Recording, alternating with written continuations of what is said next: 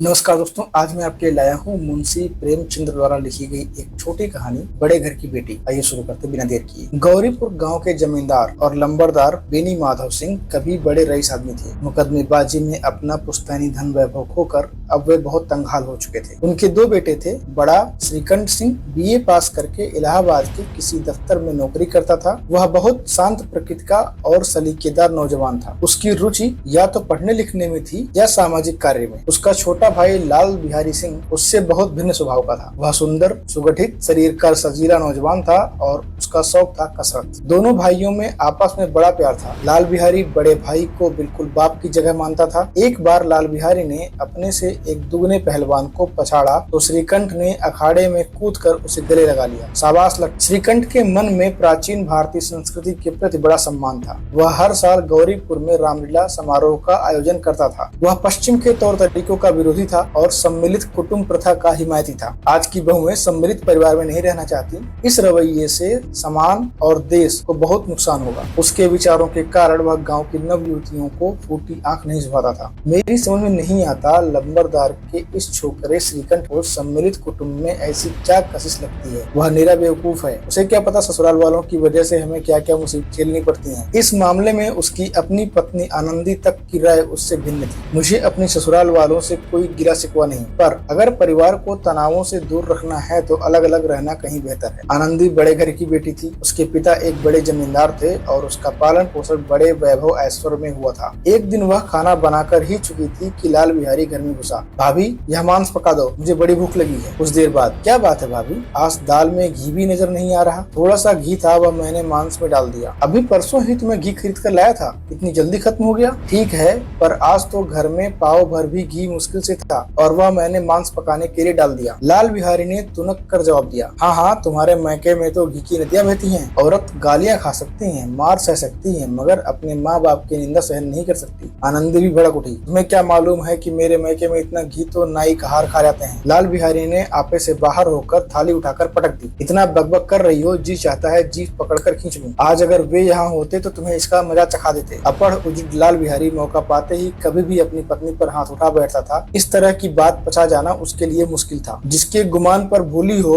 उसे भी देख लूंगा और तुम्हें भी। लाल बिहारी ने खड़ाऊ फेंक कर उसके मारी। उसे उसने हाथ से बचाया। सिर तो बच गया पर उंगली में चोट लगी। गुस्से के मारे वह पत्ते की तरह कांप उठी। वह झटपट अपने कमरे में जा घुसी। ना तो वह कमरे से बाहर निकली, ना उसने कुछ खाया पिया। बस लेटे लेटे अपने पति के गाँव आने का इंतजार करती रही। इस कांड के 2 दिन बाद श्रीकंठ हमेशा की तरह शनिवार इतवार गाँव में अपने घर पर बिताने के लिए आया। कुछ देर वह आंगन में बैठकर सुस्ताता रहा। वहाँ उसके पिता और भाई पहले से बैठे हुए थे। भैया, जरा भाभी को समझा दीजिए कि मुंह संभाल कर बात किया करें, नहीं तो एक दिन अनर्थ हो जाएगा। लाल बिहारी ठीक कह रहा है। बहू बेटियों को यह शोभा नहीं देता कि मर्दों के मुंह लगे। वे बड़े घर की बेटी हैं तो हम भी कोई कुर्मी कहार नहीं है। मुझे बताओ तो सही, आखिर बात क्या है। कुछ भी नहीं, यूं ही आप उलझ पड़ी। मैके के सामने हम लोगों को कुछ समझती ही नहीं। खा पी चुकने के बाद श्रीकंठ आनंदी के पास गए। चित्त तो प्रसन्न है, बहुत प्रसन्न है, पर तुमने आजकल घर में क्या उपद्रव मचा रखा। जिसने तुमसे यह आग लगाई है उसे पाऊं तो मुंह झुलस दूं। इतनी गर्म क्यों होती हो, मुझे सब बात तो बताओ। मैं क्या बताऊं, यह सब मेरे भाग्य का फेर है। नहीं तो एक गंवार छोकरा जिसे चपरासीगिरी करने का भी शऊर नहीं, मुझे खड़ाऊ से मार कर यूं ना करता। सब साफ साफ हाल क्यों नहीं बताती हो, मुझे तो सचमुच कुछ भी पता नहीं। आनंदी ने पूरा कांड कह सुनाया और सुना चुकने के बाद एकाएक सुबकने लगी। श्रीकंठ रात भर करवटें बदलते रहे। बेचैनी के मारे पलक भी नहीं झपकी। दूसरे दिन सुबह पिता से जाकर बोले, दादा,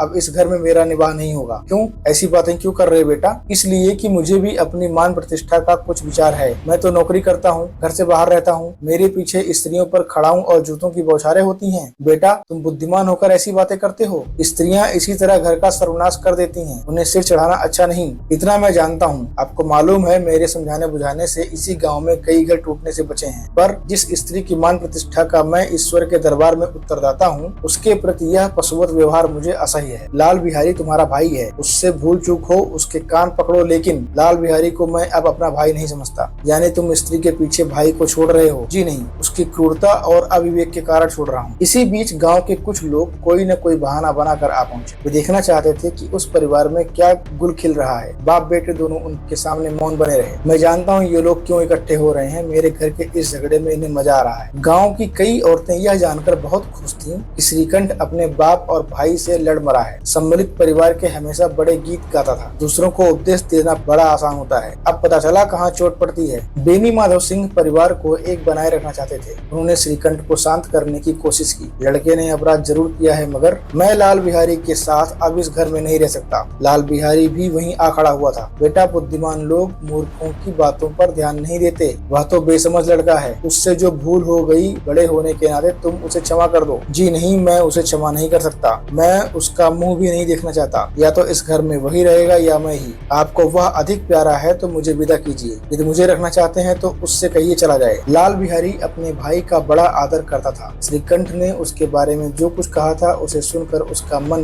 ग्लानि से भर गया। मुझे क्या पता था कि भैया इस हद तक निर्दयी हो उठेंगे। वे तो मेरा मुंह भी नहीं देखना चाहते। वह आनंदी के पास गया। भाभी, भैया कह रहे हैं कि मेरा मुंह भी नहीं देखना चाहते, इसलिए मैं घर छोड़कर जा रहा हूँ। मैंने जो अपराध किया उसके लिए मुझे क्षमा कर देना। भावा बेग में लाल बिहारी का गला रुक गया। तभी श्रीकंठ आया। आनंदी स्वभाव से ही दयावती थी। आनंदी ने कभी सोचा भी ना था कि बात यहाँ तक बढ़ जाएगी। मन से वह बहुत दुखी थी। आंखों में आंसू छलक आए थे। वह श्रीकंठ से बोली, लल्ला बहुत रो रहे हैं, तो मैं क्या करूं? उन्हें भीतर बुला लो। मेरी जीभ में आग लगे, मैंने कहां से यह झगड़ा उठाया। मैं नहीं बुलाऊंगा, पछताओगे। उन्हें बहुत ग्लानि हो गई है। ऐसा ना हो कहीं चली दें। श्रीकंठ टस से मस ना हुआ। भाभी, भैया से मेरा प्रणाम कह दो। वह मेरा मुख नहीं देखना चाहते, इसलिए मैं भी उन्हें अपना मुंह नहीं दिखाऊंगा। आनंदी अपने कमरे से निकल भागी और उसका हाथ पकड़ लिया। भाभी, मुझे जाने दो। कहाँ जाओगे? जहाँ कभी कोई मेरा मुंह न देख पाए। मैं नहीं जाने दूंगी। मैं तुम लोगों के साथ रहने लायक नहीं। तुम्हें मेरी सौगंध। अब एक पग भी आगे न बढ़ाना जब तक मुझे यह न मालूम हो जाए कि भैया का मन मेरी तरफ से साफ हो गया। मैं इस घर में हरगिज न रहूंगा। अब भ्रातृ स्नेह से श्रीकंठ का हृदय भी पिघला। उसने बाहर आकर लाल बिहारी को गले लगा लिया। भैया, अब कभी मत कहना कि तुम्हारा मुंह नहीं देखूंगा, और जो भी दंड आप देंगे मैं सहर्ष स्वीकार कर लूंगा। लल्लू, इन बातों को बिल्कुल भूल जाओ। ईश्वर चाहेगा तो फिर ऐसा अवसर नहीं आएगा। तभी बेनी माधव सिंह बाहर से लौटकर घर में घुसे। बड़े घर की बेटियां ऐसा ही होती हैं, बिगड़े काम बना लेती हैं। गांव में जिस किसी ने कलह का यह सुखद अंत सुना, उसने आनंदी की प्रशंसा की। बड़े घर की बेटियों के